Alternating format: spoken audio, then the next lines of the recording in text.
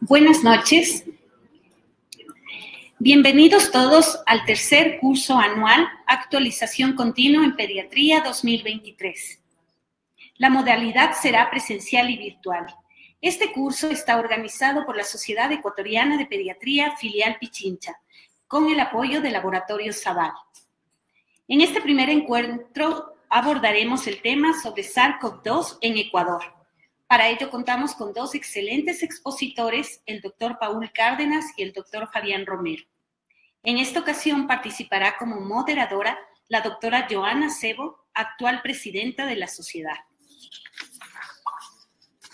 La doctora Sebo es médico infectóloga asociado en los hospitales Metropolitano, Hospital de Solca, Núcleo de Quito, Hospital de los Valles, Hospital Axis Quito.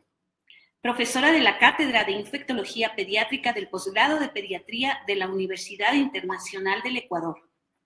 Colaboradora del Programa de Prevención y Control de Infecciones de St. Jude Children's Hospital y miembro de la red principal, auspiciado por el mismo hospital, para infectólogos para cáncer en América Latina. Presidente de la Sociedad Ecuatoriana de Pediatría Filial Pichincha y miembro de la Sociedad Latinoamericana de Infectología Pediátrica. Joana.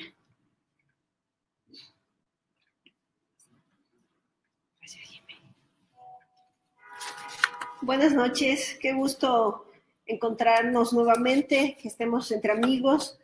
La Sociedad Ecuatoriana de Pediatría Filial Pichincha, dentro de su ser institucional, tiene como uno de sus objetivos principales el velar por la salud integral de la población infantil del Ecuador. Esta es una de las razones por las que este ya va a ser nuestro tercer año del curso anual de actualización continua en pediatría y esperamos que participen de estos eventos de alta calidad, tanto académica como científica. En esta ocasión, como ya lo dijo la doctora Carrasco, tenemos dos brillantes expositores a los cuales yo me voy a dirigir y voy a ser su moderadora. Si tienen alguna pregunta, pues la haremos al final de las charlas. Gracias.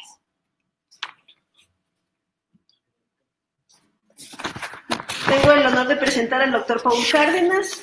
El doctor Paul Cárdenas es profesor del Instituto de Microbiología de la Universidad San Francisco de Quito, profesor adjunto de la Universidad de Carolina de Chapel Hill de Estados Unidos, médico de la Universidad Central del Ecuador, máster en microbiología y medicina molecular de la Universidad de San Francisco de Quito, PhD en genómica microbiana en el Imperial College de Londres y en el Fogarty Fellow. Su tema va a ser SARS-CoV-2 en Ecuador, nuevas variantes y nuevas vacunas. Bienvenido, doctor.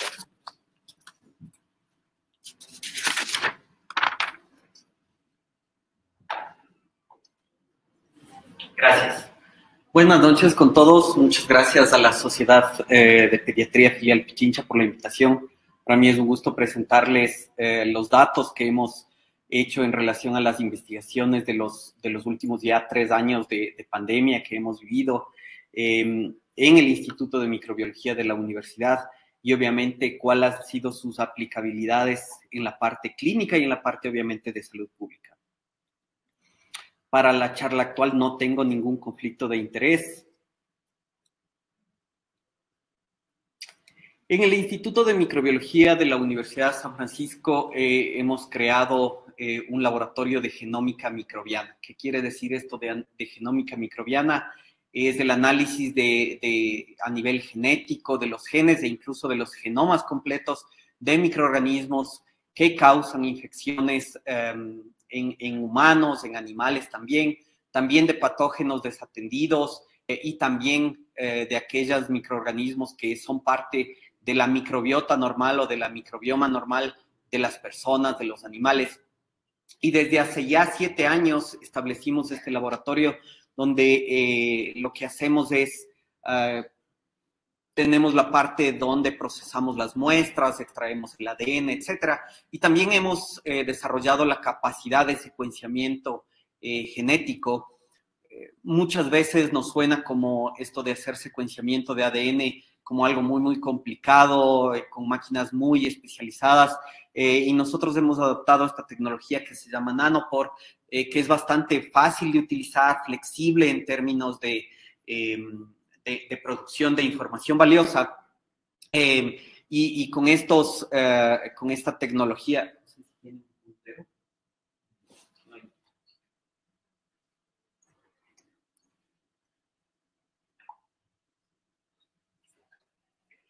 Con esta tecnología, que es bastante portable, hemos logrado hacer este secuenciamiento de ADN en el Tiputini, en las Islas de Galápagos, en la selva, en el campo directamente, y eso me parece bastante interesante. Y obviamente también creamos lo que es el Centro de Bioinformática, porque obviamente producir información genética cada vez es más sencillo, sin embargo, el analizar es un poco más complicado. ¿Qué hemos hecho durante estos años en la Universidad de San Francisco? Hemos secuenciado virus como por ejemplo dengue, zika, chikungunya, bacterias como Staphylococcus aureus, Escherichia coli, Klebsiella pneumoniae, Pseudomonas aeruginosa, que han producido por ejemplo epidemias nosocomiales en varios hospitales de Quito. Hemos secuenciado Mycobacteria tuberculosis, hemos secuenciado Lactobacillus, por ejemplo, como probióticos, hemos hecho análisis de la microbiota en niños con autismo, por ejemplo, o en personas con diabetes, en niños con asma y alergias.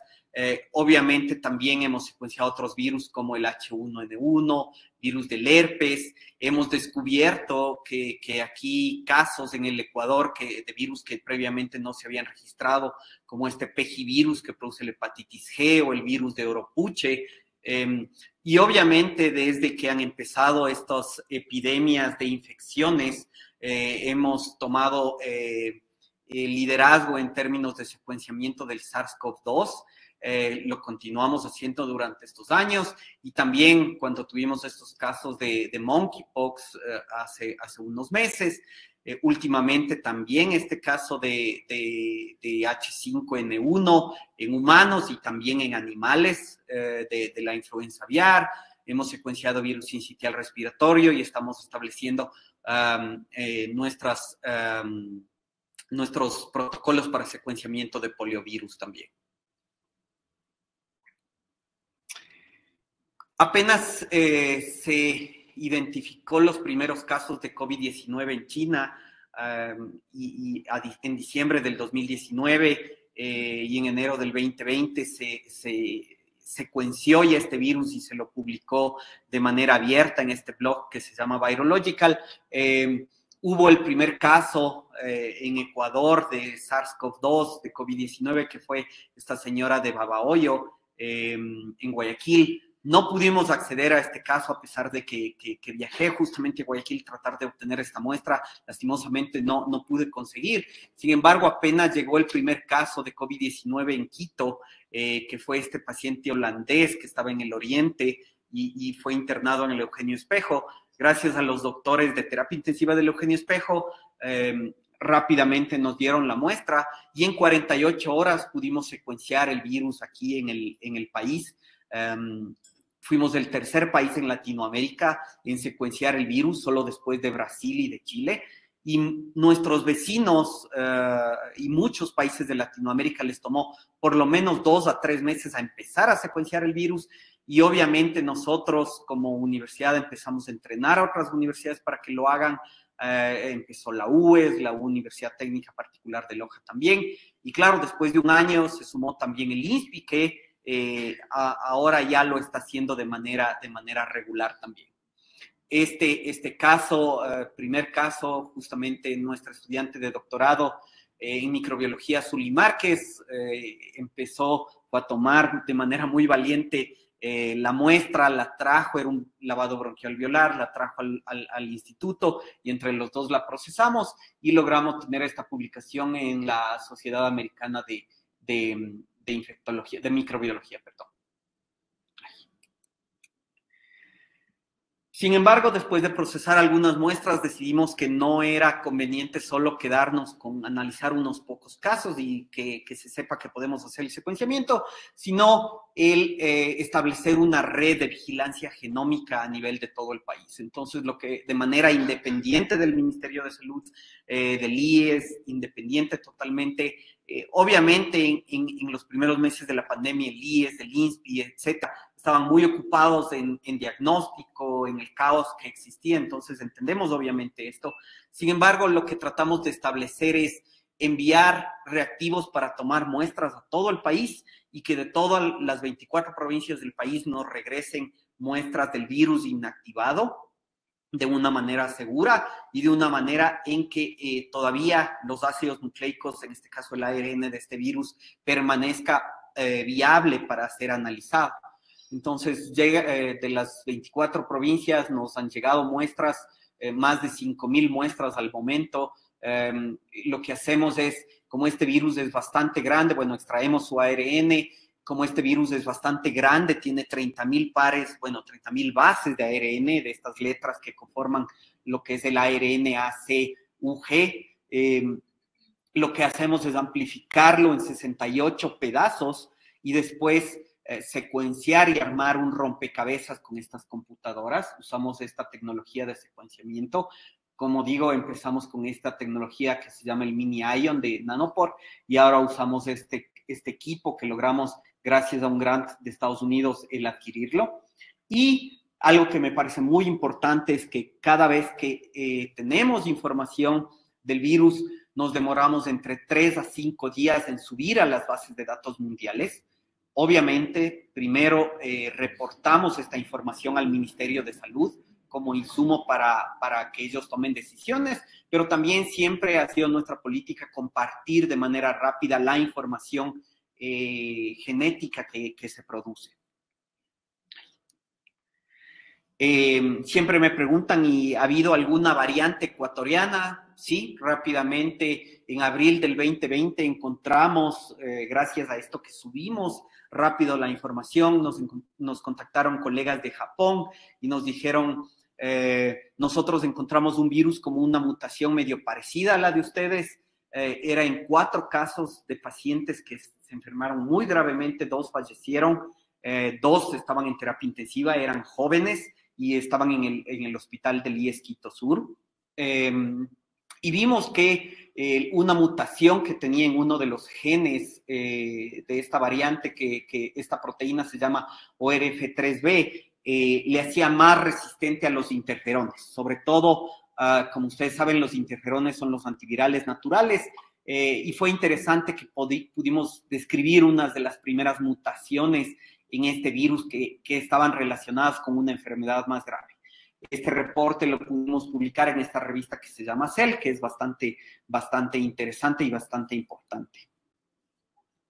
También en julio del 2020 reportamos el primer caso de una reinfección por COVID-19 en Latinoamérica. Fue el 4º caso de reinfección en el mundo.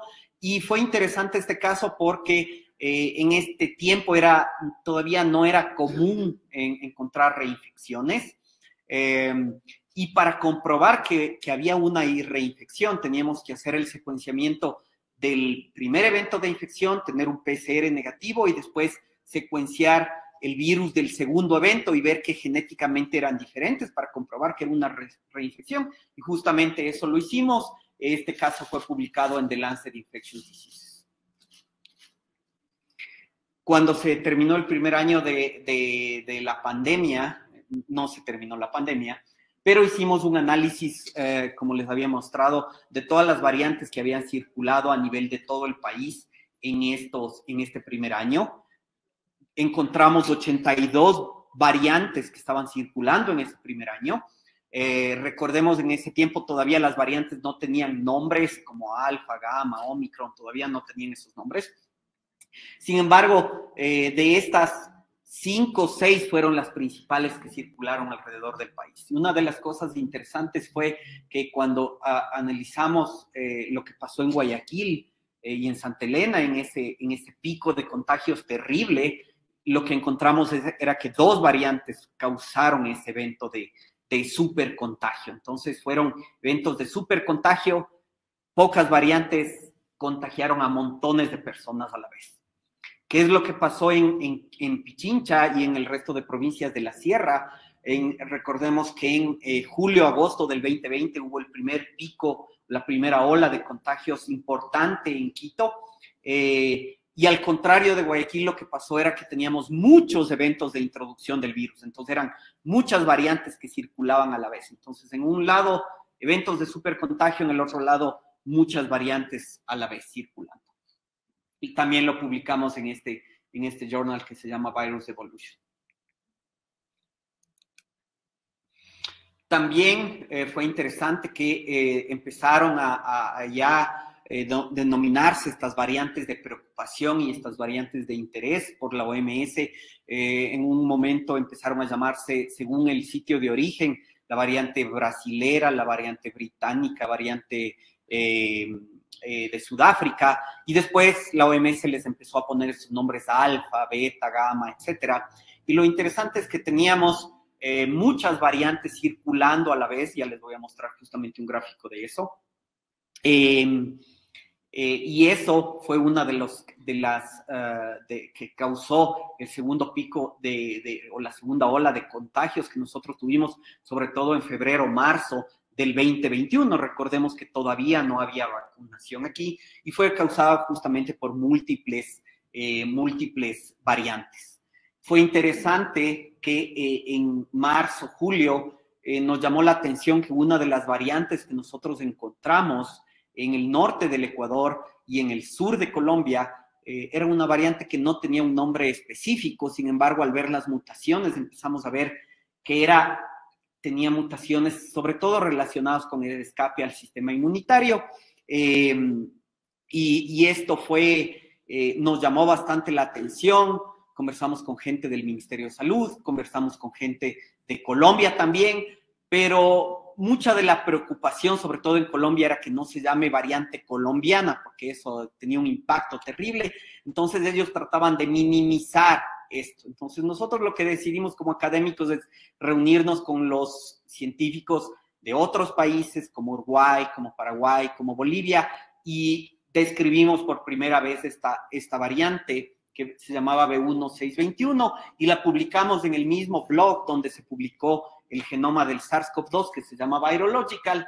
Y lo interesante es que después empezaron a aumentar casos de esta variante en España, en Florida, etcétera, y era una de las principales que circulaba en Latinoamérica.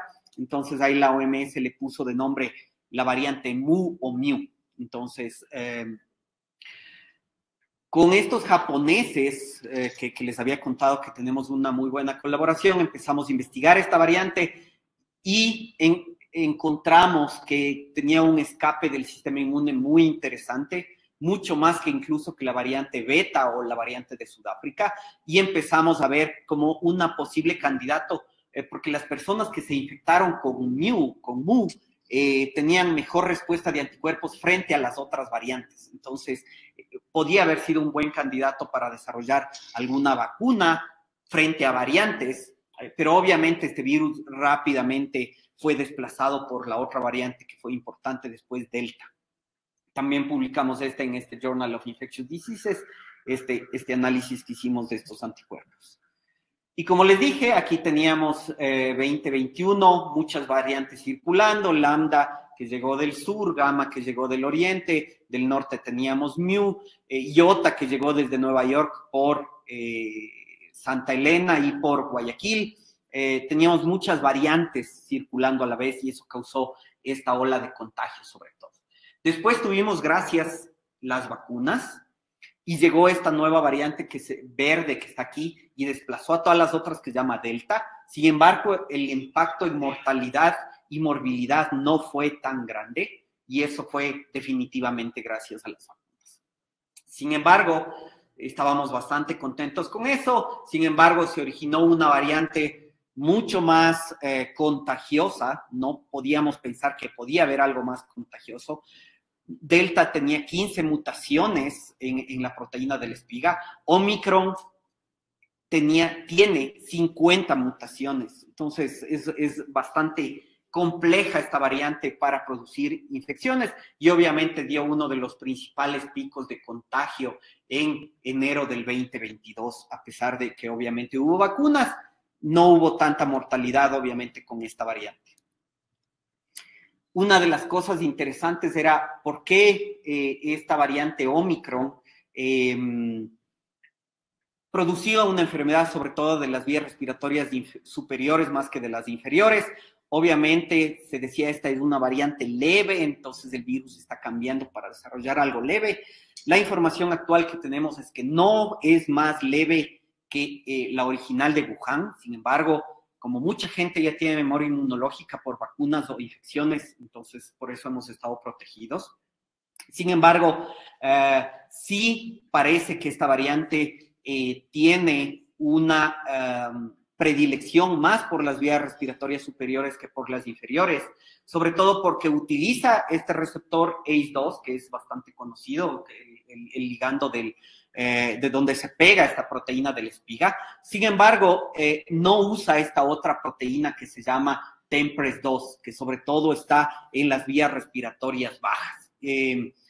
Fue bastante interesante una colaboración que tuvimos con gente de Japón, de Reino Unido y de India, y logramos publicar este paper en Nature, que es obviamente la mejor revista científica que existe, y estamos obviamente muy orgullosos de haber estado como parte de los coautores de produciendo información desde este país tan pequeño. Obviamente, Omicron no se quedó así, se han originado por lo menos 600 sublinajes de Omicron, y ahora lo que vivimos es más o menos lo que vivimos en el 2021, con montones de sublinajes a la vez, no uno predominando frente a otro, sino muchos circulando a la vez. Y lo que pasa generalmente es que un nuevo sublinaje aparece, es más contagioso, escapa más al sistema inmunitario que el anterior y regresa, desplaza al anterior y este produce a veces olas de contagio mucho más pronunciadas o algunas no tan pronunciadas. Sin embargo, y justo es lo que estamos viviendo ahorita, esta fue la ola de Omicron del 2021, de ahí tuvimos otra ola de contagios muy importante en julio-agosto del año anterior, y ahora acabamos de pasar en diciembre-enero otra nueva ola de contagios. ¿Cuáles eran las variantes que produjeron las diferentes olas de contagios? Entonces, la de enero, Omicron BA1 y BA2. Después tuvimos BA5 y BA4, esta segunda ola de agosto. Y la última fue provocada por BQ.1 y XBB.1. La OMS se ha quedado muy corta en seguir diciéndole a todo Omicron.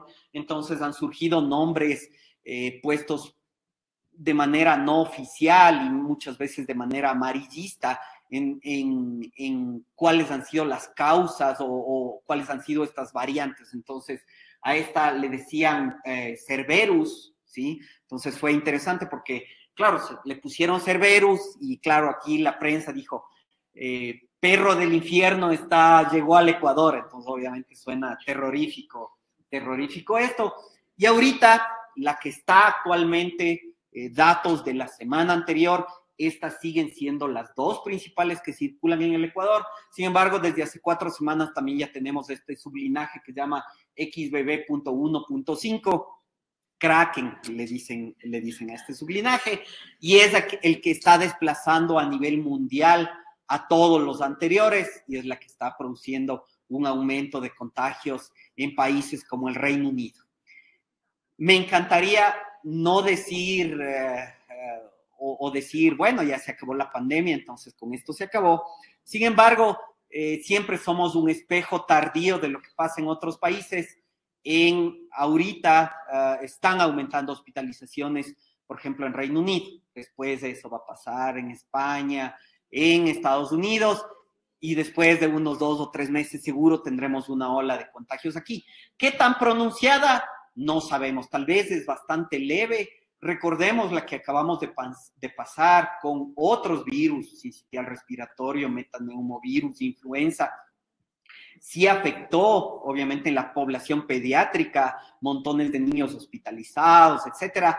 Sin embargo, una de las cosas es que estamos un poco acostumbrados a pensar de que el COVID fue grave cuando se morían la gente y estaban en las calles botadas, ¿no es cierto? Y ahora ya no es lo mismo, entonces pensamos que está todo medio bajo control. Y una de las cosas interesantes que se ha visto, y esto es un estudio del Reino Unido, es qué porcentaje de personas se infecta con las variantes, con las diferentes variantes.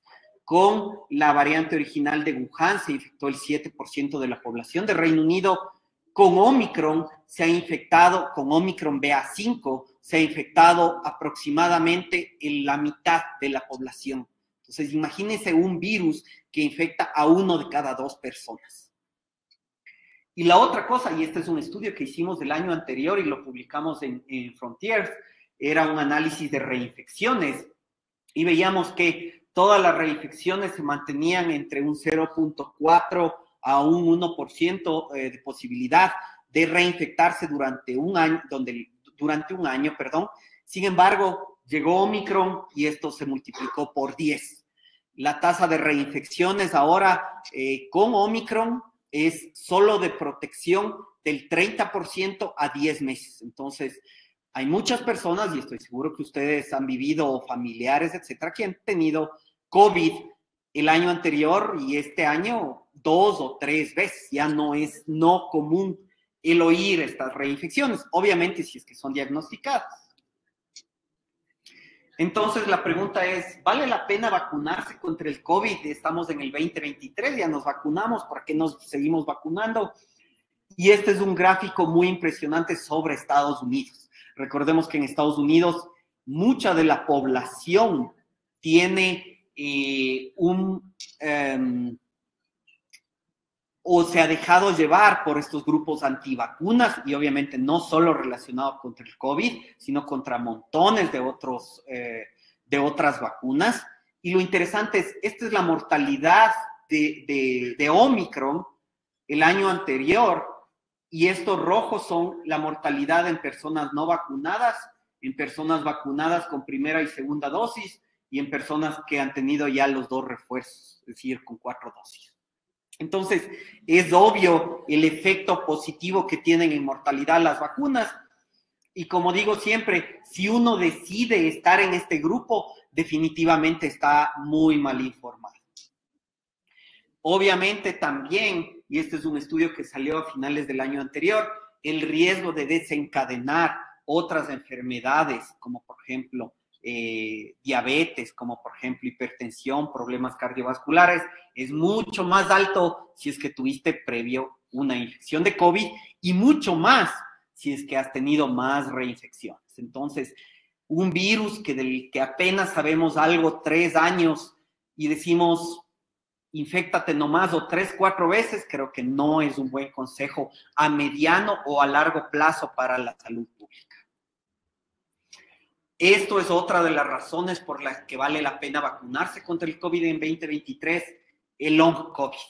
Un virus, ¿no es cierto? Todos hemos visto que los efectos neurológicos que tenía, por ejemplo, la pérdida del olfato y después en el long COVID o COVID prolongado, esto de mente borrosa, confusión, etcétera, nos hace dar cuenta que este virus definitivamente es neurotrópico. Entonces, infecta definitivamente el sistema nervioso central, el sistema nervioso periférico y produce también una reacción inflamatoria glial. Es bastante interesante. Y justamente otra de las cosas que hay que tomar en cuenta es la parte económica. Si es que mucha gente está infectada con COVID o con COVID prolongado y falta su trabajo, esto es un problema económico también. Recordemos, en enero hasta el tráfico de Quito mejoró, pero era porque un montón de gente estaba enferma. Los colegios, las escuelas, muchas tenían grados que no iban completos, completo todo el grado por estar infectados con un virus respiratorio o faringitis. Interesantemente también este estudio en relación a que la inmunidad contra el COVID va bajando en relación al tiempo y eso también es algo muy importante, incluso con las vacunas. ¿Cómo se llama? Las nuevas variantes, por ejemplo, como esta Kraken, da una protección a personas vacunadas con 2 dosis de Sinovac por 10 semanas. ¿Vale la pena si está una mujer embarazada, vacunarse contra el COVID? Este es un estudio muy interesante, salió hace 2 semanas en el British Medical Journal. La protección sobre todo se da si la mujer se pone un refuerzo en el tercer trimestre del embarazo y también si es que da de lactar. Protege al niño por lo menos por 8 semanas. Hay que tomar en cuenta, y justamente eso ya vamos a hablar de algo en niños, pero justo este artículo salió el día de ayer en el Journal of the American College of Cardiology. ¿Cómo protege para desarrollar el vacunarse contra el COVID con vacunas de mRNA, sobre todo de RNA mensajero? ¿Cómo protege para evitar ictus e infartos? Y en todos tiene un factor protectivo mucho mayor que no vacunarse, obviamente, y que no vacunarse e infectarse de COVID. ¿Vale la pena vacunar a los niños contra el COVID? Este es un metaanálisis, 13 millones de niños vacunados, publicado hace 3 semanas en JAMA. Da cuenta de que, uno, la vacuna en niños protege para tener una prueba positiva, es decir, poder también contagiarse y contagiar el virus. En segundo lugar, protección frente a COVID sintomático. También se ven protegidos los niños en todos los estudios en este metaanálisis. Protección frente a hospitalizaciones y protección frente a muerte en niños. ¿Qué pasa con los efectos adversos? En todos los estudios es mucho mejor vacunarse que infectarse del COVID, incluyendo desarrollar estos síndromes inflamatorios sistémicos que ustedes seguramente han visto algunos casos, y también en estos otros casos que se ha visto de miocarditis, por ejemplo. En todos el riesgo es menor de vacunarse que de infectarse de COVID-19 en un metaanálisis. Y obviamente una de las cosas que nos llama la atención en niños, y es un comentario, es la protección se da sobre todo en niños de mayores de 6 meses hasta los 18 años, obviamente, y tomar en cuenta que aquí tenemos la vacunación solo en niños desde los 3 años. Y la última dosis probablemente fue hace más de 1 año. Entonces, si hay nuevas variantes, se deben desarrollar nuevas vacunas para estas variantes, para mucosas o vacunas que cubran a todos los coronavirus. Entonces han salido vacunas bivalentes. ¿Qué son bivalentes? Ustedes como pediatras saben más que cualquiera qué significa que son bi o multivalentes, y obviamente no pierden la protección porque no siguen teniendo los antígenos contra el COVID original, el que salió de Wuhan. Sin embargo, como les dije, se empezaron a hacer vacunas contra, por ejemplo, beta. Ya se acabó beta, entonces ya la carrera se acabó para ellos en la vacuna. Contra delta, y ahora salió contra Omicron, y ahora la vacuna es bivalente contra la variante original y contra Omicron, sobre todo en los estudios en tecnología de mRNA. Sinovac y la tecnología de virus inactivado también ha tratado de sacar vacunas bivalentes, sin embargo, no se ha escuchado si es que lo han puesto en la población o no. Y obviamente sabemos lo que pasó en China recientemente. Primero, entonces, ¿sirven estos refuerzos con vacunas bivalentes? Todos tienen mejor cantidad de anticuerpos neutralizantes que haberse puesto la vacuna original sin tener mayores efectos adversos. Protegen más contra hospitalizaciones y contra muerte ponerse un refuerzo bivalente que un refuerzo de la variante original. También recién publicado en el New England Journal of Medicine, y también protegen contra infectarse e infectar a más personas. Una de las cosas que oímos mucho es, ¿para qué me vacuno si igual me va a dar? ¿No es cierto? O igual me voy a infectar, ¿para qué vacunarse otra vez? Si tienen niveles de protección del 40 al 60%, recordemos, influenza, normalmente la vacuna anual tiene niveles de protección similar, entonces no es despreciable. Obviamente, comparado con lo original, que eran unas protecciones de 80 y 90%, han bajado estas protecciones. Se están desarrollando vacunas contra mucosas también. Recordemos, ustedes como pediatras saben, la vacuna oral de la polio, ¿no es cierto?, produce esta IgA persistente y eso protege infectarse e infectar. Sin embargo, aquí No ha habido una buena estrategia todavía, no hay estudios clínicos grandes en relación a mucosas, se están tomando varias estrategias como esta, que es poner la vacuna intramuscular con mRNA y después poner un antígeno directamente a nivel de las mucosas o poner otro lípido que rodea esta vacuna de RNA mensajero. Entonces se están haciendo algunos estudios. Todavía no hay estudios concluyentes o todavía no hay una vacuna mucosa contra el COVID. Obviamente, recordemos que han salido el SARS, el SARS-2, el MERS y estos coronavirus que producen resfriados comunes. Lo que se está desarrollando también es una vacuna anti-pan-coronavirus, es decir, contra sitios del virus que sea común en todos estos sarbecovirus y exista una protección mucho mayor a largo plazo también contra estos coronavirus. De nuevo, hay muchos estudios que se están realizando fase 1, ni siquiera llegan todavía a fase 2. En conclusión, durante estos 3 años en el instituto hemos identificado por lo menos 100 linajes del SARS-CoV-2 y más de 600 sublinajes en el Ecuador. Hemos identificado Mu, Iota, Lambda, Mu por primera vez en el mundo, Alfa, Gamma, Delta y Omicron hemos identificado aquí como variantes preocupantes, solo Beta no hemos identificado. Actualmente BQ1 y XBB.1 son las sublinajes más prevalentes en el Ecuador y obviamente nuevas variantes promueven el desarrollo de nuevas vacunas. Como les había dicho, estamos muy orgullosos de haber contribuido con información científica. Hemos publicado 17 artículos científicos, incluyendo en Lancet, en Cell, en Nature, en Journal of Infectious Diseases.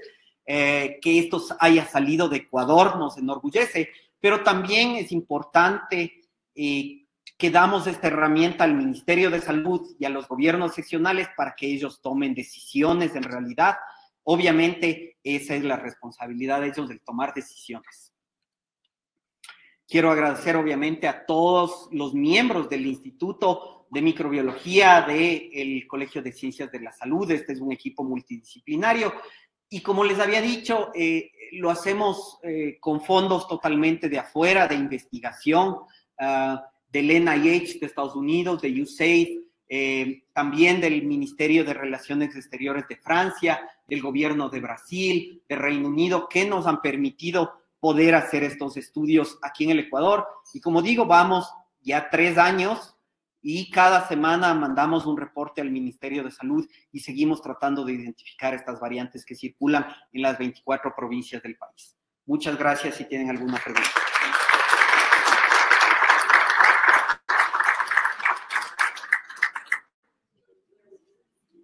Doctor, buenas noches. Felicitándole por su intervención realmente excelente. La pregunta acerca del estudio que usted presentó, publicado en JAMA, de los 13 millones de niños, ¿con qué vacuna era específicamente? Con las 2 de mRNA, Pfizer y Moderna. Gracias, doctor.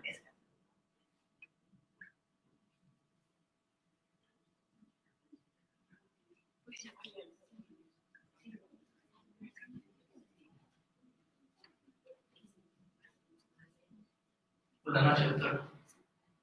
La verdad que muy buena la presentación. Me interesaría saber, porque me quedó colgando un poquito, las vacunas en las embarazadas. Yo había visto ya este artículo, no me recuerdo bien, qué tipo de vacunas pueden aplicar, ¿sí? Y si usaron ambivalentes, no sé si usaron ambivalentes en las embarazadas. Y cuál de las vacunas, de las tantas que existen, fue la que utilizaron. Bueno, ese estudio fue realizado con las vacunas también de mRNA, es decir, Pfizer y Moderna, y fue no la tercera dosis, es decir, el primer refuerzo, perdón, el tercer refuerzo y el cuarto refuerzo fueron con las vacunas originales. Esto era previo a las bivalentes. Recordemos, las bivalentes empezaron a ponerse en agosto del año anterior en Estados Unidos y en Europa, ¿sí? También ya en Latinoamérica tenemos en algunos países ya estas bivalentes. Sin embargo, ese estudio de las embarazadas fue hecho con la vacuna original, la versión original de la vacuna Pfizer y Moderna.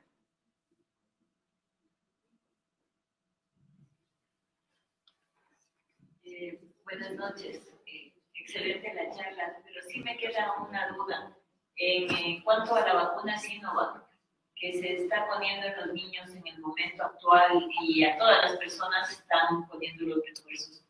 ¿Qué tan efectiva es en el momento actual la vacuna Sinovac y cuántas dosis deberían recibir los niños?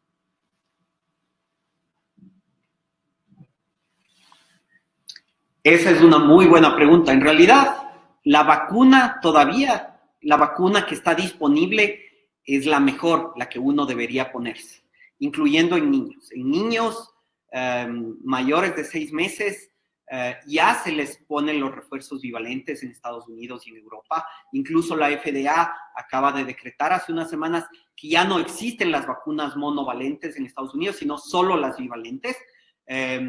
Y en otra cosa que es importante en relación al tiempo de cuánto dura, lastimosamente las vacunas de virus inactivado son aquellas que menos protección dan en términos de títulos de anticuerpos frente a las nuevas variantes y de tiempo. Como digo, un estudio que salió, y no es con datos, ¿cómo se llama?, que podrían pensarse que son de un país lejano, etcétera, sino de Chile. Recordemos que Chile tiene Sinovac y la tercera dosis empezó a ver si usaban Sinovac o usaban Pfizer. La protección con Sinovac era del 30, 40, 60%, con Pfizer y luego con Moderna era de más del 80%. Entonces ya no se usa en muchos de estos países como tercera dosis Sinovac. Obviamente aquí seguimos teniendo estos estudios en relación a que la mejor vacuna es la que está disponible. Sin embargo, como médico y como papá de hijos pequeños, me preocupa que mi hijo de 8 años, la última dosis que recibió, que fue de Sinovac, fue hace 1 año y medio. No puede ponerse ninguna dosis de refuerzo hasta que cumpla 12 años. Yo que soy médico, ustedes probablemente se han de haber puesto la 4ª dosis en abril o mayo del año anterior. Entonces, ya qué protección tenemos en relación al tiempo, no solo qué vacuna nos hemos puesto. Los niños menores han recibido 2 dosis hace más de 1 año. Entonces, pienso que eso también es preocupante. No solo qué vacuna es, sino cuándo se pueden poner un nuevo refuerzo. En Estados Unidos ya no se cuenta qué refuerzo, sino se dice, si usted ha pasado 4 o 5 meses de la última refuerzo, póngase un nuevo refuerzo bivalente. Y eso es lo que pienso que muchos países están tomando de estrategia, incluyendo Colombia, incluyendo Argentina, que se están sumando hace pocas semanas en relación a esto.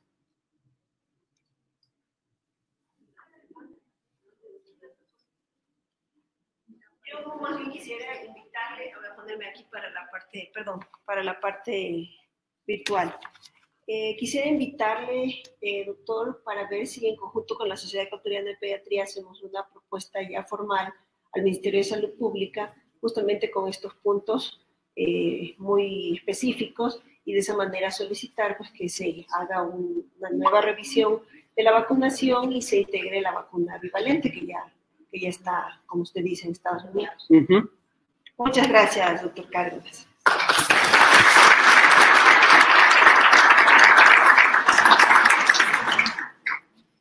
Nuestro siguiente conferencista es el doctor Fabián Romero, es médico pediatra por la Universidad Católica del Ecuador, neumólogo pediatra de la Universidad Nacional Autónoma de México, del Hospital Infantil de México, neumólogo del Hospital Metropolitano, del Hospital Axis, del Centro Pediátrico Crecer, coautor del libro Urgencias Respiratorias en Pediatría de la Universidad Autónoma de Chihuahua de México, certificación de espirometría del Instituto Nacional de Salud y Seguridad Ocupacional de México, miembro de la Sociedad Ecuatoriana de Pediatría y miembro fundador de la Sociedad Ecuatoriana de Neumología Pediátrica. Él nos hablará sobre la situación actual de COVID-19 y long COVID en pediatría. Gracias, doctor Romero.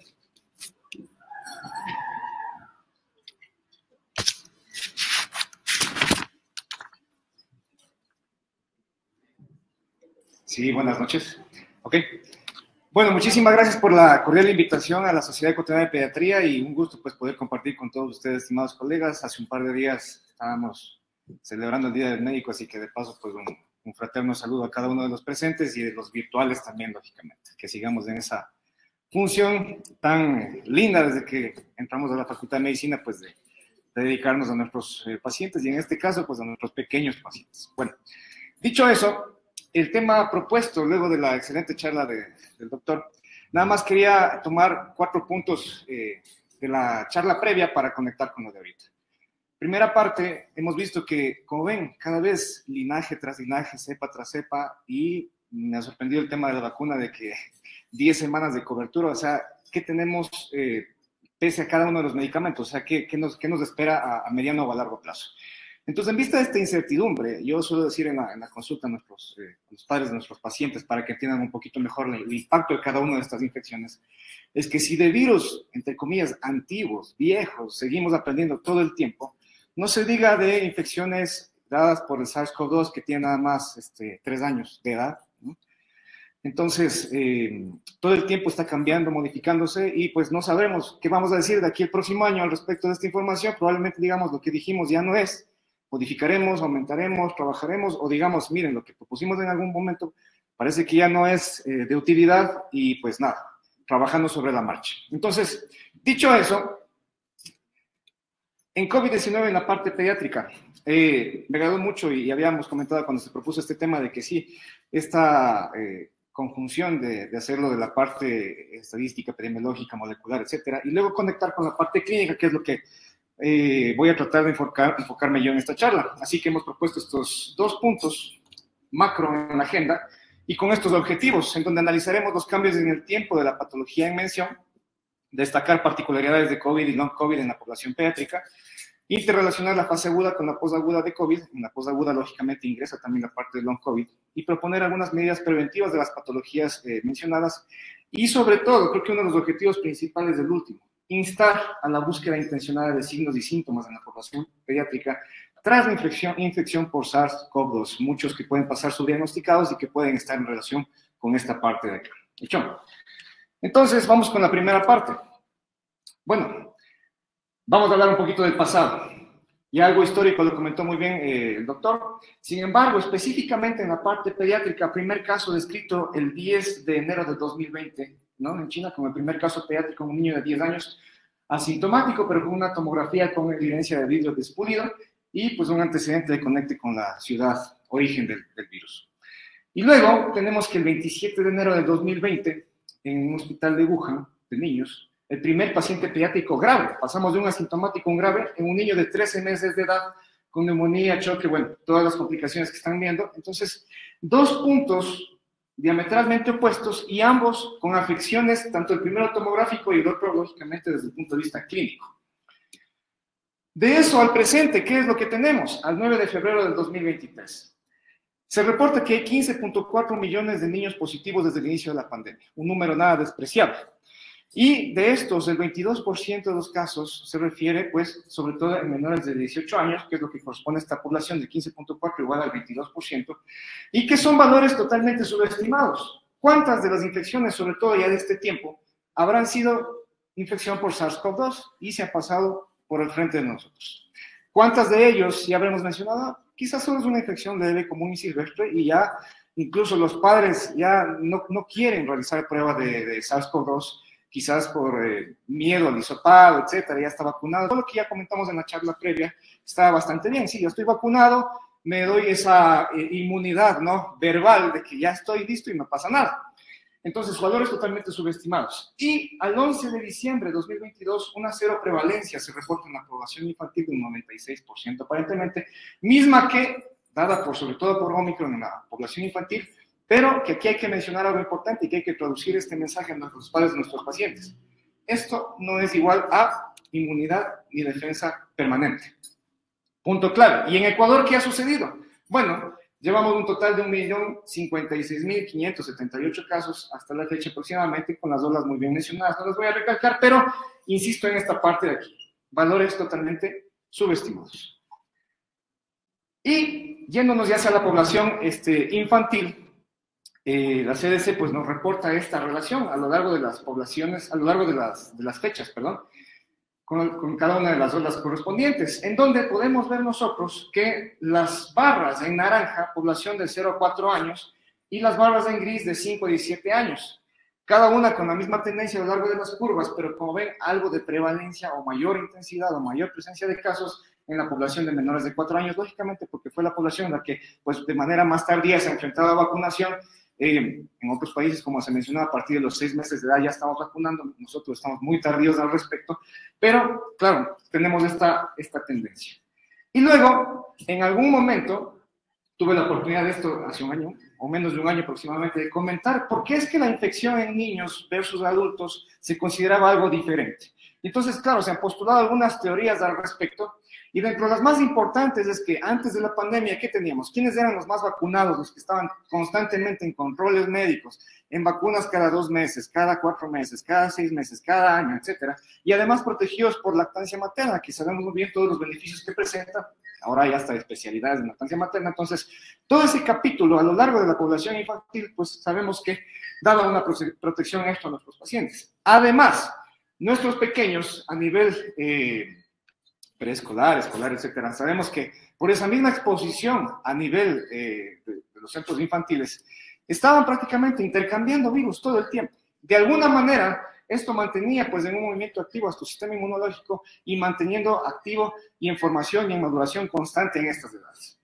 Al momento que nosotros sometemos a nuestros pacientes al aislamiento, ¿no es cierto? Protejamos a toda la población mundial, pero sobre todo a la población infantil, todas estas barreras empezaron a deteriorarse y se considera que esta disminución de la microbiota, incluso bacteriana y también viral a nivel de vía respiratoria, puede provocar o pudo provocar que al momento de luego exponer al virus de SARS-CoV-2 pues tenga un mayor impacto a nivel respiratorio, a diferencia de lo que se postulaba pues en los adultos, donde lógicamente por la edad el endotelio vascular mucho más agredido, mucho más lesionado a lo largo de los años, pues provocaba que ello sea más severo. Eso en primera instancia. Y luego, ¿qué es lo que vamos presentando a lo largo de este tiempo? Nuestros pequeños volvieron a la vida real, ¿no? Tenemos niños que ya volvieron a los centros infantiles, al aforo al 100%, guarderías al 100% también. Tuvimos un repunte, o tenemos un repunte hasta el momento de infecciones virales que vamos a comentar en un momento. Y el espectro de la enfermedad lo conocemos bastante bien. Hemos visto que incluso la infección por SARS-CoV-2 desde el punto de vista clínico se parece muchísimo a la infección por influenza. O sea, clínicamente ya no tenemos tanto las pistas para poder diferenciar de manera exacta como nos encantaría. Entonces, claro, las infecciones virales tienen una gama de un montón de síntomas desde el punto de vista respiratorio, digestivo, entre otras cosas más, pero ya no tenemos puntos clave para poder diferenciar una de la otra. Entonces, frente a un paciente que acude por un cuadro respiratorio, ¿estamos frente a la infección por SARS-CoV-2 o estamos frente a la infección de cualquiera de los otros 200 virus aproximadamente desde el punto de vista respiratorio que existen? Entonces, como puntos clave, a nivel respiratorio, ¿qué es lo que tenemos? Perdón que no alcanzo a visualizar, está muy chiquito aquí. Voy a quitar la vista del moderador, ¿ya? Ok. Bueno. Ok, entonces, por ejemplo, dentro de las manifestaciones que tenemos de nuestros pequeños, tenemos que incluso se menciona que mucha de la clínica, de los diagnósticos diferenciales que podemos tener nosotros de nuestros pacientes, se debe considerar incluso en la actualidad este famoso EVALI, que es una enfermedad de un daño pulmonar injuriado, pues secundario al uso del cigarro electrónico, por ejemplo, ¿no? Entonces, dentro de las posibilidades. Pacientes un poco más en lactantes, prematuros y sobre todo menores de 2 años, ¿qué tenemos? Diagnósticos diferenciales y en cuanto a síntomas, dificultad para alimentarse, fiebre y foco evidente, intususcepción incluso se ha manifestado como manifestaciones posibles de infección por SARS-CoV-2 dentro de las manifestaciones clínicas, apnea, y dentro de estos cuadros de los pacientes pues, prematuros y lactantes, el 55% de ellos pues con cuadros de infecciones graves, de los cuales, dato clave, el 65% de ellos pues pueden ser previamente sanos. Igual manera, ya no es como antes que probablemente teníamos mayor impacto en aquellos pacientes que tenían algún problema crónico de base, sino que previamente ya eran sanos y aún así tenemos un impacto significativo. En otros pacientes, neumonía, pues en el 28% de los casos, fiebre, un síntoma cardinal, y en prematuros podemos ver nosotros que hiperglucemia y leucocitosis de leucopenia pueden ser una de las manifestaciones. De esto vamos a conversar un poquito más adelante porque son datos variables, pero definitivamente a lo largo de la población infantil, con este retorno a los centros infantiles, como habíamos comentado, las coinfecciones van a dar una gama o un espectro mucho más amplio y poco específico acerca de las infecciones de nuestros pacientes. Y entonces, al respecto de coinfecciones, desde el punto de vista de SARS-CoV-2 y otros virus, en la población adulta se reporta un 3.5% de coinfecciones, pero en la población infantil un 10%, insistiendo en la parte del subdiagnóstico, porque no todos los pacientes tienen acceso a paneles virales detallados, lógicamente por el costo tampoco está dentro protocolizado en todos los procesos infecciosos. Sin embargo, en el contexto de pacientes que han tenido acceso a esta prueba, evidenciamos que principales infecciones o virus asociados como coinfección, influenza, rinovirus y adenovirus. Importancia de estas coinfecciones con un OR aproximadamente de 2, es decir, duplicando el riesgo de disnea de presencia para dificultad respiratoria y de mortalidad.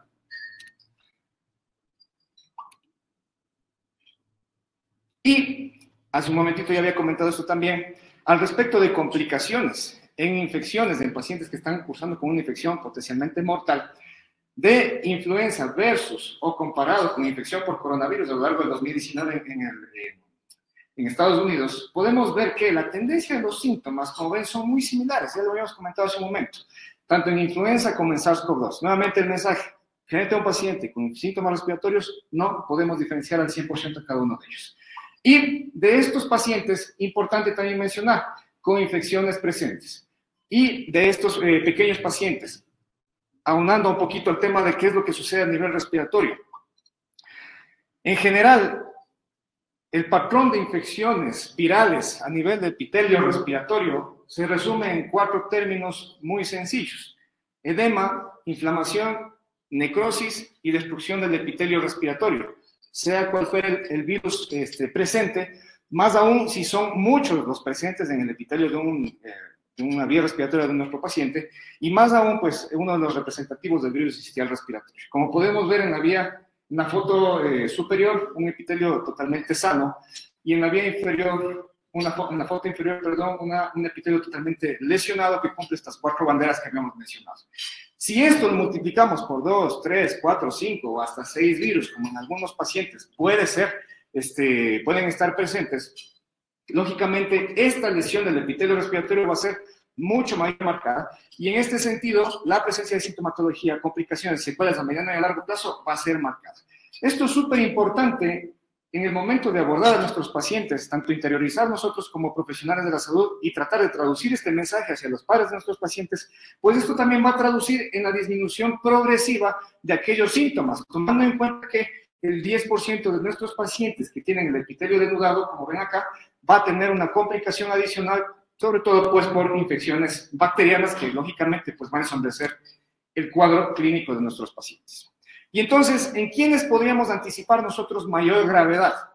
Lógicamente, a lo largo de nosotros, la historia clínica pediátrica, indagamos factores de riesgo desde el punto de vista prenatal, natal, postnatal, pero puntos clave en estos de aquí.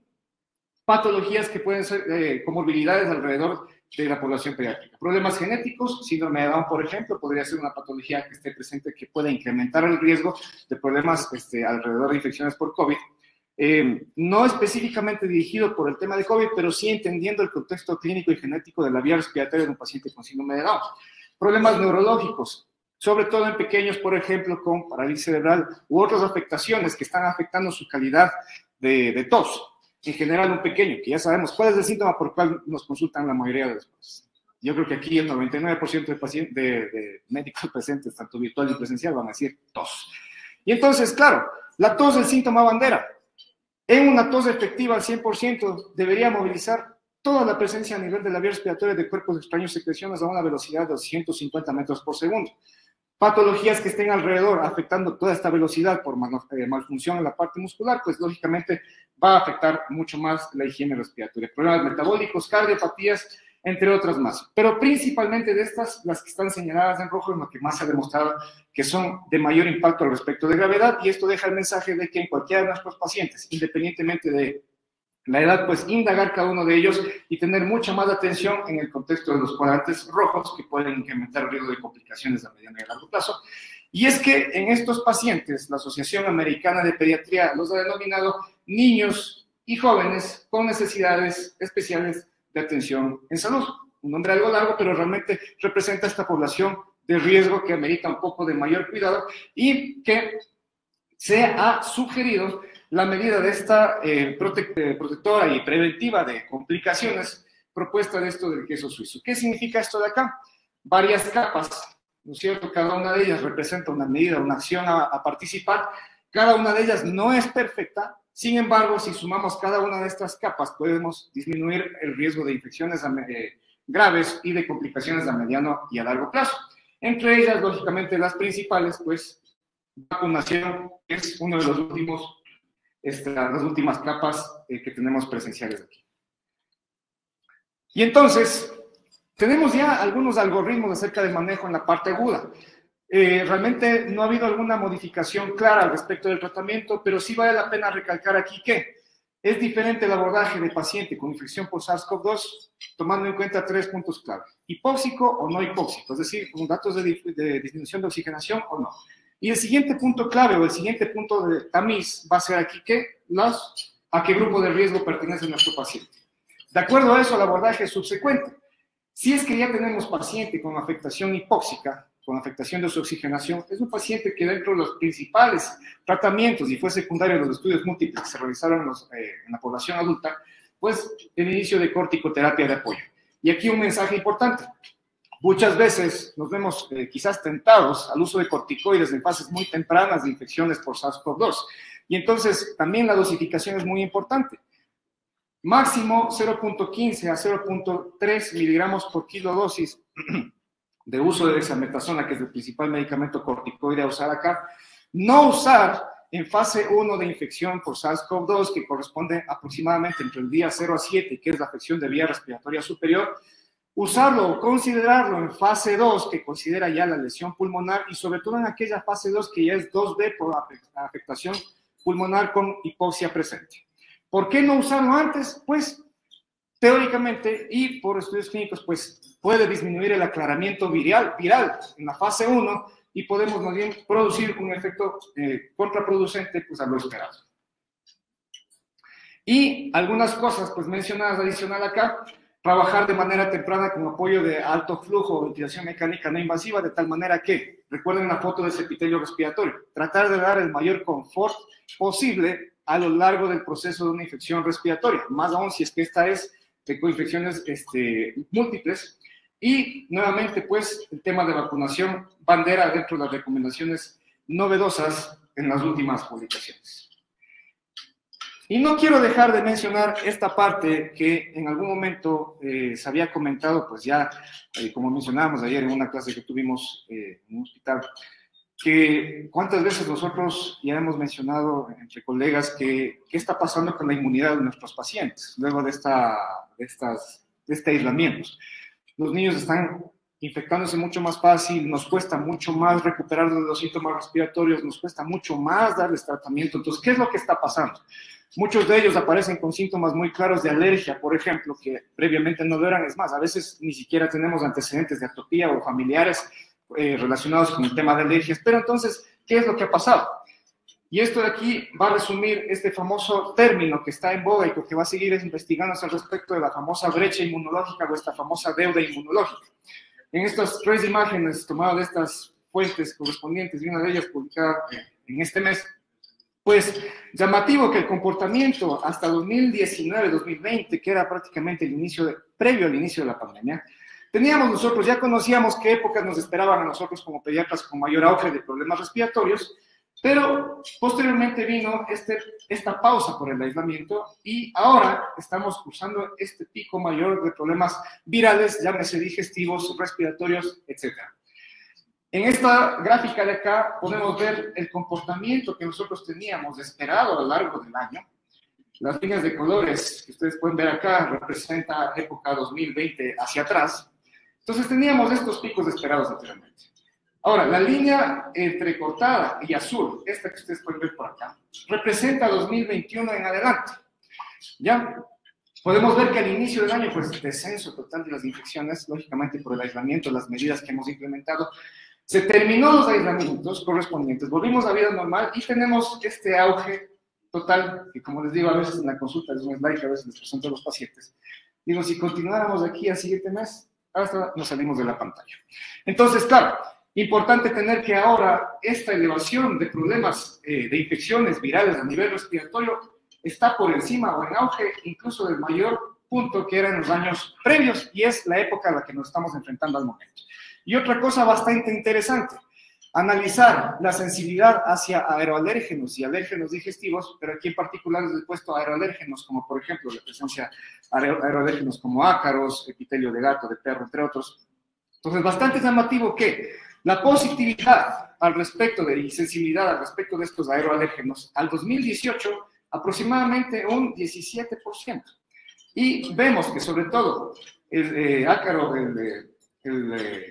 los dos altos de acá, vemos que vamos alcanzando un 30% más o más a lo largo de 2021. Aún no tenemos análisis a lo largo de 2022, 2023, pero vemos que esta tendencia bastante interesante acerca del comportamiento alérgico a lo largo de nuestros pacientes luego del aislamiento. Con esto de aquí, pues vamos a conectar con la parte de long COVID. Entonces, ¿qué es lo que presentamos acá? Algunos testimonios, ¿verdad? Entonces, bastante llamativo que esto publicado el mes anterior, un testimonio de una paciente, ¿verdad? Que menciona, todos mis síntomas realmente duraron más allá de 8 días, dado por fatiga, pérdida del olfato, del gusto, pero estos duraron mucho más. Entonces, varias atenciones médicas, ¿no? Ya consideraban que era más bien algo psicológico en este caso. Terminó esta paciente, menciona en su testimonio, con tratamiento naturópata, y en vista de que no hubieron impactos positivos a lo largo de su evolución, la madre, bastante agenciosa, encuentra que estaban realizando un estudio donde estaban enrolando a ciertos pacientes pediátricos con persistencia de síntomas, y básicamente por esta parte que fue creo que lo más significativo, porque cuántos de nuestros pacientes quizás con fatiga, falta de aire, sensación de agua, etcétera, lo estamos calificando como quizás solo problemas desde el punto de vista emocional, psicológico, etcétera, y no lo son. Entonces, mencionan en este testimonio, pues que prácticamente no podía hacer ninguna actividad de la vida diaria. Dicho esto, COVID agudo se define por aquello que dura menos de 4 semanas, post-COVID agudo, todo lo que esté más allá de las 4 semanas. Y el long COVID, propiamente dicho, es una definición que ha ido variando a lo largo del tiempo. No hay todavía un consenso al 100% al respecto, pero sí vale la pena mencionar que aquellos síntomas que no tienen una explicación clara o alguna otra justificación, y con un paciente que presentó COVID y persiste por más allá de las 12 semanas, va dentro del cuadro de diagnóstico de long COVID, lógicamente en la población pediátrica. A estos pacientes, en algunas publicaciones, los van denominando como los long haulers, y diagnósticos, tenemos varios sinónimos al respecto. Long COVID, tenemos PASC, que es estas secuelas posagudas de la infección por COVID, síndrome persistente post-COVID y síndrome COVID posagudo. Como ven, pues varios términos, varias definiciones con las que podemos encontrar nosotros en las investigaciones, pero creo que el principal, long COVID.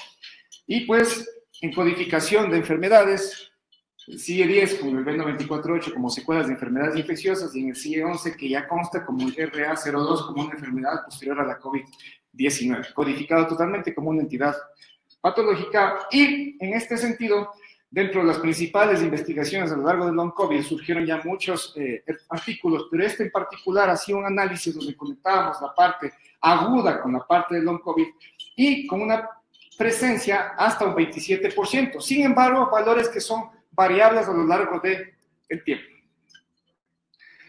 Y entonces surgían varias preguntas a lo largo del tiempo. ¿Será que antes no estudiábamos secuelas en otras infecciones y ahora solo nos enfocamos en infección por SARS-CoV-2?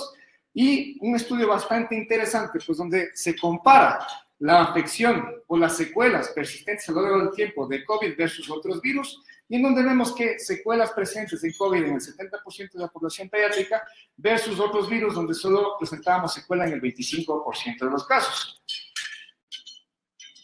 Entonces, ¿qué escenarios podemos tener nosotros en la parte de long COVID? Aquel paciente que pasó su primera etapa de infección aguda 4 semanas y que se queda con molestias clínicamente hablando por aparato y sistemas por más allá de las 12 semanas.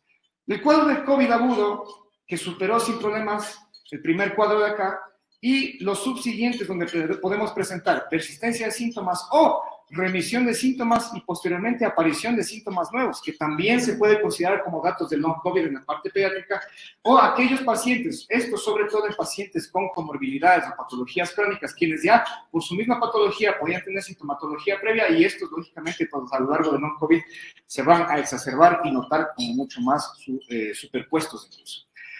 Aquí ponemos dos gráficas, una de las principales que en algún momento nosotros vimos que se atrevieron ya a describir con un poco más de certeza en síntomas de long COVID.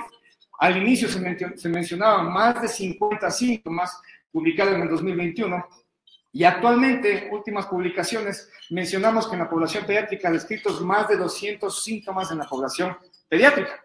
De estos, bastante variable, pero principalmente, como podemos ver, menciona que se afecta hasta el 25% de los casos, es decir, de cada 4 niños que presentamos con infección por SARS-CoV-2, uno de ellos es candidato para presentar sintomatología relacionada con long COVID. Y en este sentido, ¿qué patogenia se propone? En una infección respiratoria, definitivamente nosotros sabemos que presentamos dos caminos, hacia la mejoría o hacia el empeoramiento. Y la infección por SARS-CoV-2 no se escapa de esta bandera. Hay o se propone una teoría en donde los mecanismos de reparación y a nivel respiratorio y de la parte sistémica van a contraponerse pues con respecto al proceso inflamatorio descontrolado que se puede presentar en nuestros pacientes. Y aquel paciente, aquel 1 de cada 4 pacientes por infección por SARS-CoV-2 de la población pediátrica, que dicho sea de paso, no hay una edad específica, sin embargo se ha visto que es mucho más frecuente a lo largo de la edad de 5 años de edad hasta los 15 años de edad, pues se ha visto que puede presentar por efectos residuales virales una inflamación crónica bastante prolongada, daño endotelial microvascular, más aún si es que ésta se ha complicado con procesos sobreinfecciosos, y pudiendo llegar incluso a secuelas hemodinámicas de nuestros pacientes. Dicho eso, un grupo pudo comparar a lo largo de pacientes con síntomas de long COVID versus aquellos recuperados de una infección por SARS-CoV-2, en donde se pudo evidenciar la elevación bastante significativa de interleuquinas y factor de necrosis tumoral alfa, traduciendo esto en el mensaje de que aquel paciente con sintomatología de long COVID es aquel que tuvo una predisposición para mantener reactantes de la parte inflamatoria pues más allá elevados de lo que se hubiese esperado por un paciente que superó la enfermedad. Y un caso bastante significativo que lo vamos a contraponer con un caso pues de la práctica diaria. Paciente de 14 años, previamente sana, clínicamente en la fase aguda con datos de rinitis, anosmia, ageusia y posteriormente pues a los 4 meses con persistencia de taquicardia, fatiga, dolor torácico, cefalea, a lo largo de este tiempo evaluada incluso por el equipo de psicología, psiquiatría, etcétera, pensando que todo iba por la parte emocional, como habíamos comentado en algún momento. Y pese a esto de acá, pues persistencia de síntomas incluso hasta los 7 meses. Tomen en cuenta que actualmente se menciona que la sintomatología de nuestros pacientes a nivel pediátrico puede durar entre 5 meses hasta 8 meses en cuanto a la presencia del long COVID. Ahora lo sabemos un poquito más, tomando en cuenta que con este conocimiento ya los tratamos de manera más temprana. Acá la paciente le tomó 7 meses para empezar su tratamiento. ¿Qué es lo que se encontró? Tomográficamente ninguna novedad, pero ya al momento de terminar con una indagación un poco más a mayor profundidad de la parte vascular pulmonar, apoyo de medicina nuclear, disminución de la perfusión a nivel de ápex del pulmón derecho, posteriormente detectado problemas trombóticos y manejo multidisciplinario por hematología, neumología, cardiología, equipo de terapia respiratoria, entre otros. Con esto, para darnos el mensaje de que no podemos dejar de lado a nuestra población infantil el seguimiento acerca de la infección por SARS-CoV-2 y que definitivamente es un seguimiento que no lo podemos hacer solos, sino de forma en equipo multidisciplinario, de acuerdo a los hallazgos correspondientes. Y entonces, como habíamos comentado, hay más de 200 síntomas descritos y parece ser que aquellos pacientes entre 5 a 15 años que cursaron con una infección por SARS-CoV-2 parecen tener 36 veces mayor probabilidad de tener síntomas de long COVID, una duración de al menos de un síntoma que dura más de 60 días en el 43% de los casos, duración hasta 5 meses, aunque estos son datos bastante variables que pueden alargarse hasta 8 meses, y de estos, tos, disnea, fatiga, principales datos a indagar y a abordar aquellos pueden durar hasta 7 meses y bastante llamativo que aquellos pacientes con long COVID, solo el 5% de ellos fueron hospitalizados en fase aguda. Con esto para dejar el mensaje que independientemente de la severidad de fase aguda, tenemos que dar seguimiento acerca del tema del long COVID. Y nada más para redondear la información que muy bien se comentó acerca del tema de vacunación y las variantes, parece ser que el tema de vacunación en la población pediátrica reduce aproximadamente entre un 15 a un 41% la probabilidad de tener long COVID, un 50% menos la presencia de long COVID en aquellos que fueron infectados por variante Omicron BA1 que en Delta, y no hubieron diferencias a lo largo del long COVID en aquellos que tuvieron ya triple vacunación. Y si ya está vacunado y tenía long COVID, ¿qué es lo que pasa? Bastante llamativo esta información que pone en contraposición que algunos de los pacientes, en el 17%, tuvieron alivio de sus síntomas de long COVID gracias a la vacuna, pero otro grupo, que el 22%, tuvo un incremento de síntomas. Bastante llamativo. Parece contradictorio, aún en estudios, para tratar de abordar por qué está produciéndose esto de aquí y qué es lo que pasa con el long COVID y reinfecciones, que también es lo que comentábamos. Bastante claro el mensaje de que muchos de nosotros, la última vacuna, ¿hace cuánto tiempo fue? Bastante expuestos a nuevas infecciones, y entonces a 1, 2 o 3 infecciones. ¿Qué es lo que sucede al respecto del long COVID con estos cuadros? Parece ser que incrementa el riesgo en estas infecciones, incluso en pacientes vacunados, y parece ser que en estos pacientes tenemos anticuerpos bajos que no son generados de manera adecuada pese a las vacunas, autoanticuerpos elevados, lo que hace o confiere que los pacientes tengan una mayor susceptibilidad para long COVID. Y esto les comparto de la institución donde pues, tuve la dicha y la bendición de poder formarme, en donde pues surgió una de las tantas clínicas o ideas de poder de manera multidisciplinar y el abordaje entre varias subespecialidades, tratar de dar seguimiento a aquellos pacientes que salieron de hospitalización. Finalmente en la parte aguda pues todos estábamos sobre la marcha, pero la pregunta venía luego, ¿y qué pasa luego de estos pacientes, luego de la hospitalización? ¿Qué pasa luego del alta de los pacientes ambulatorios, de aquellos pacientes que estaban en terapia intensiva o aquellos que únicamente solo estaban en hospitalización? Y la institución, el Hospital Infantil de México, pues ya dio este reporte en donde se dio seguimiento a 215 niños de 0 a 18 años en un hospital de tercer nivel con el apoyo de múltiples subespecialidades donde afortunadamente el acceso al cardiólogo, etcétera, todas las subespecialidades pues pudieron dar esta información bastante importante y el seguimiento de aquellos pacientes fueron hechos a lo largo de la consulta externa de neumología pediátrica, dado por algunas herramientas, búsqueda intencionada de sintomatología por aparatos y sistemas, en donde se encontró que la edad media de los pacientes fue de 9 años de edad y que comorbilidades presentes, sobre todo se dieron aquellos pacientes que pertenecían a los servicios de neurología, endocrinología, neumología, oncología y problemas cardiológicos, fueron los servicios preponderantes que presentaban mayor secuela en este contexto. De ellos, bastante interesante que el 32.6% de niños persistieron sus síntomas hasta los 2 meses y un 2.3%, perdón, hasta los 6 meses. Tomando en cuenta que estos pacientes, si bien este porcentaje uno puede decir, bueno, pues poquito, entonces ¿para qué lo sigo, verdad? Tomen en cuenta que a lo largo de este seguimiento tuvieron intervención temprana por cada una de las especialidades.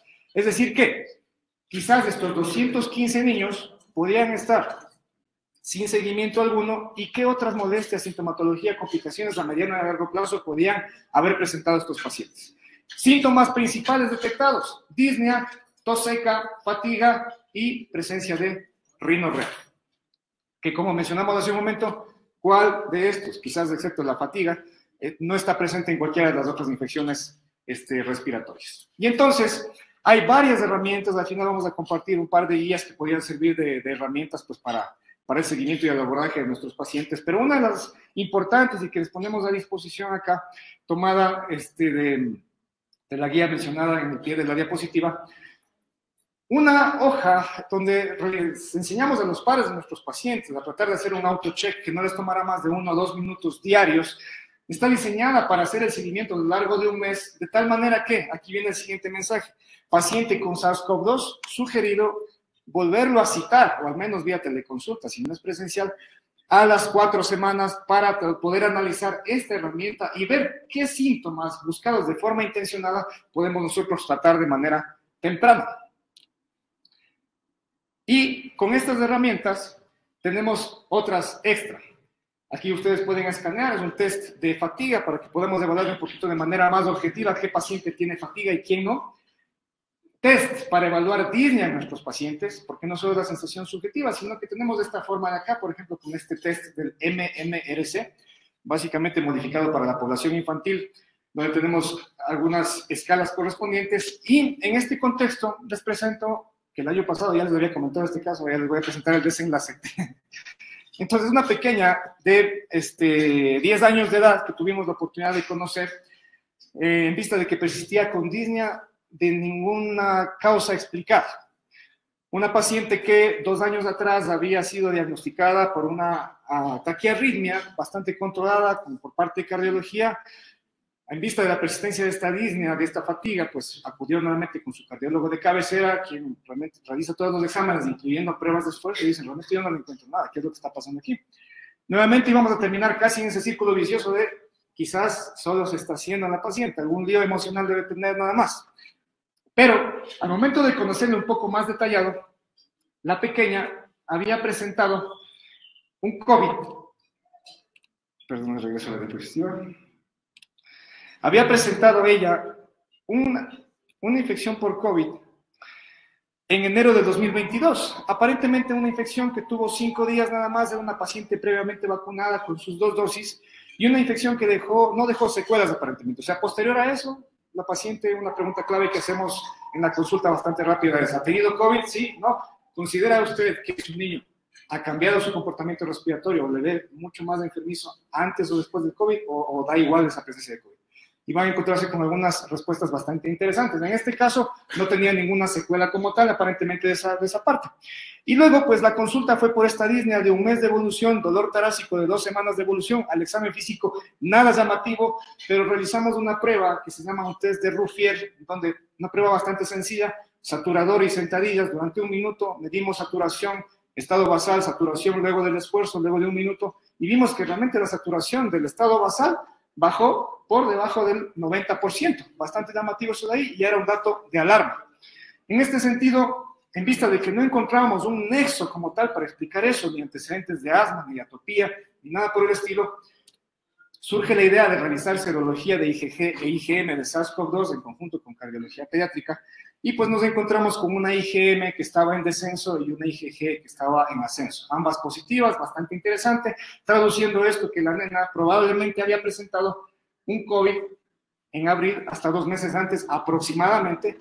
Volvimos a indagar de manera intencionada en esa fecha qué es lo que pasó. No se reportó ninguna sintomatología relacionada con problemas respiratorios, y es decir que fue una paciente que presentó una infección por COVID, que corresponde al 15% de los casos de COVID asintomático. Bastante interesante esto de acá. Luego, le conocimos en junio de 2022, se hizo todo este abordaje. Resumiendo, calificando con las herramientas que habíamos comentado hace rato ya de manera objetiva. Fatiga moderada, disnea grave, dolor torácico de 2 semanas de evolución. Se hicieron pruebas de función respiratoria con un PIMAS, que es la presión inspiratoria en 41 centímetros de oxígeno, una escala de Work de 8, que es para determinar la sensación de cansancio a lo largo del esfuerzo, y 8 realmente es un valor extremadamente elevado. Saturación en reposo 90%, pero al esfuerzo caída hasta 76%, con una recuperación que tomaba hasta 3 minutos. De forma normal, realmente uno no debería desaturar, y si es que desatura, no debería caer más allá de 4 puntos de saturación al esfuerzo, y si desaturo, debería recuperarme en menos de 1 minuto nuevamente, como para que tengan puntos de partida. RX normal, se le aplicó un test de control de asma para verificar cómo se estaban comportando, a ver si teníamos alguna relación, arrojó un puntaje para asma mal controlada. Esto no quiere decir que tenía asma la paciente, sin embargo, para tratar de buscar y tener datos de anclaje, se realizó una espirometría de base donde tuvimos una respuesta positiva al broncodilatador, es decir, como un patrón asmatiforme demostrado con espirometría, y empezamos terapia inhalada, trabajo en conjunto con terapia respiratoria y abordaje con múltiples laboratorios en búsqueda de trabajo, búsqueda de problemas trombóticos, entre otras cosas más. En agosto, es decir, a los 2 meses, fatiga ausente, la disnea aún seguía presente, ya no tenía dolor de tórax. Sin embargo, la presión inspiratoria ya tuvimos un ascenso importante de sus valores al respecto de su casi normalización. Saturación, ojo con la normalización, 94% en reposo, al esfuerzo 88%, pero ya tenía una recuperación en menos de 1 minuto. Los test de asma para controlado, A octubre, fatiga ausente, disnea ausente, saturación normal en esfuerzo y reposo, se descienden de manera progresiva los corticoides, completa sus sesiones de terapia respiratoria, que dicho sea de paso, lo que mencionamos hace un momento, equipo multidisciplinar, aquí no vamos solos al respecto del abordaje de los pacientes, se trabajó mucho en la ganancia de capacidad aeróbica, deporte dirigido, fortalecimiento de músculos respiratorios, ejercicios específicos para esta parte, y a febrero de 2023, justo hace un par de semanas, tuvimos la oportunidad de valorarla en su seguimiento, fatiga ausente, disnea ausente, saturación normal 94%, tanto en reposo, saturación 93% al esfuerzo, sin corticoides ya hace 2 meses, vida normal hace 4 meses, haciendo deporte de manera normal, prealta de parte de COVID, y de aquí se citó control de 5 meses para un seguimiento de 1 año aproximadamente, pues para poderla declararla en alta de parte del COVID. Mensaje de esto, seguimiento, si bien estos son variables, dijimos de primero a las 4 semanas del inicio de COVID, posteriormente seguir a los 3 meses, que es el punto de corte para long COVID específicamente, y según la persistencia de síntomas buscados de manera intencionada, podemos extender este horizonte de seguimiento hasta 6 meses, incluso hasta 1 año, de acuerdo a la patología de base. Recuerden uno de los mensajes que comentamos hace un momento. Infección por COVID, primeras preguntas, hipóxico, no hipóxico, grupo de riesgo o no. En este caso, ¿qué teníamos? Paciente que tenía disminución de saturación al esfuerzo y pertenecía al grupo de riesgo por cardiopatías. Sería una pequeña que tenía fatiga, disnea, dolor torácico, recuperada a los 6 meses tras diagnóstico de abordaje y en espera de darle el alta correspondiente. No fue necesario hacer abordaje de imagen mucho más detallado, porque pues no encontramos alguna otra cosa más y en vista de la evolución favorable de nuestra paciente. Sin embargo, aquí viene el otro mensaje. A lo largo de la evolución y el seguimiento de nuestros pacientes, lógicamente tendremos que ir haciendo intervenciones dirigidas conforme a los hallazgos correspondientes de nuestros pequeños pacientes. Algunas guías que dejo sugeridas para la aplicación, abordaje, lectura, donde podríamos muchos de ellos, si bien no son letra escrita en piedra, porque como habíamos comentado, son muchos de estos van modificándose, adaptándose, muchos de ellos tienen mensajes bastante interesantes acerca de qué herramientas podemos ocupar nosotros de manera temprana, qué herramientas podemos aplicar a nuestros pacientes en la consulta diaria.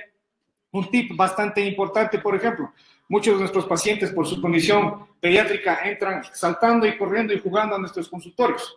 Pongan el saturador ni bien llegado al paciente y evalúen cómo se está comportando la saturación.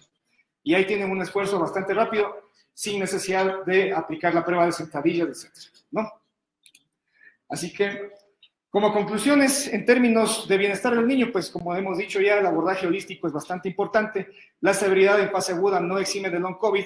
El seguimiento puede ser variable, 4 semanas, 3 a 6 meses, incluso más allá de eso, de acuerdo a qué grupo de riesgo pertenece. Manejo individualizado, multidisciplinario, nada individual.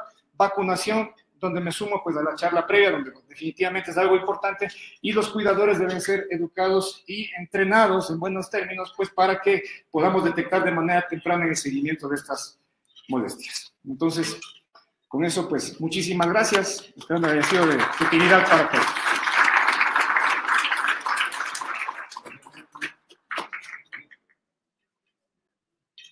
Gracias, doctor Romero, por su excelente presentación.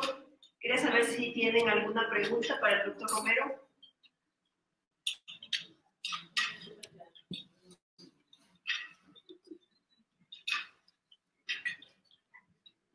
Muchas gracias, doctor Romero, por su presentación. Tenía una inquietud y un comentario a la vez. Yo creo que antes del SARS-CoV-2, como virus más temido, no sé si me puede llegar a equivocar, el virus sincitial respiratorio en los niños, quizás es el que tenía más comportamiento muy parecido en el sentido de caer secuelas. Es conocido que un niño que tiene su episodio de bronquiolitis por virus sincitial respiratorio, su vía aérea queda muy sensible al posterior. ¿Hay algún estudio comparativo entre virus sincitial respiratorio y SARS-CoV-2 en ese sentido? Ahora hemos dado mucha importancia al SARS-CoV-2 por todo lo que ha implicado, pero creo que el virus sincitial también es algo que no debemos descuidarnos en el sentido de, a lo mejor, en vez de un long COVID, un virus sincitial persistente o una secuela de ese tipo. ¿Hay alguna comparación entre estos dos?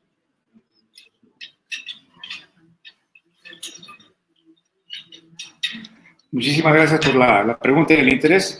Comparaciones exactas entre los dos virus, no. Sí es sabido que muchos de los virus pueden presentar secuelas a largo plazo, quizás no con un impacto tan significativo a lo largo de todos los aparatos y sistemas.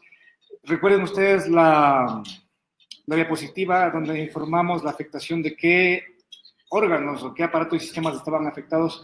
Quizás virus sincitial respiratorio se limita a la parte respiratoria, con esto no menos importante, pero quizás la relevancia es de este tema, ¿no? De que el otro pues tiene mayor afectación a lo largo de aparatos y sistemas. Alguna comparación específica no, pero dicho sea esa pregunta, no solo virus sincitial respiratorio, muchos otros virus también tienen su importancia a lo largo plazo. Uno de ellos, por ejemplo, bastante importante y no tan sonado como el rinovirus, que aquel paciente que antes de los 3 años de edad pudo haberse infectado de rinovirus, 6 veces más riesgo de asma a los 6 años de edad, y si por mala suerte, este pequeño paciente también con datos de atopía y alergia, este riesgo se potencia hasta un 45 veces de riesgo de asma, por ejemplo. Entonces sí, bueno, podría hacer una conclusión extra que no estaba puesta en la diapositiva, pero que definitivamente los espacios de investigación aún quedan abiertos pues, para poder hacer estas comparativas.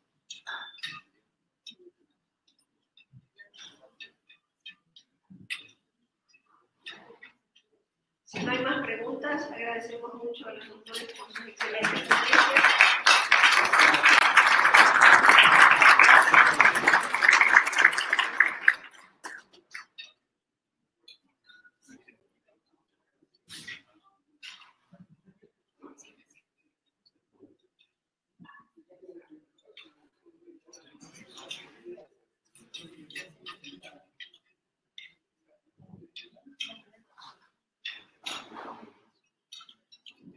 Buenas noches, agradecemos su presencia, igual a todas las personas que nos han acompañado virtualmente, y queremos también extenderles la invitación para el Congreso Internacional de Pediatría, que será en el mes de marzo, del 17 al 20 de marzo. Mayo. Están cordialmente invitados, pueden ya empezar a inscribirse, por supuesto, y les esperamos. Gracias y buenas noches.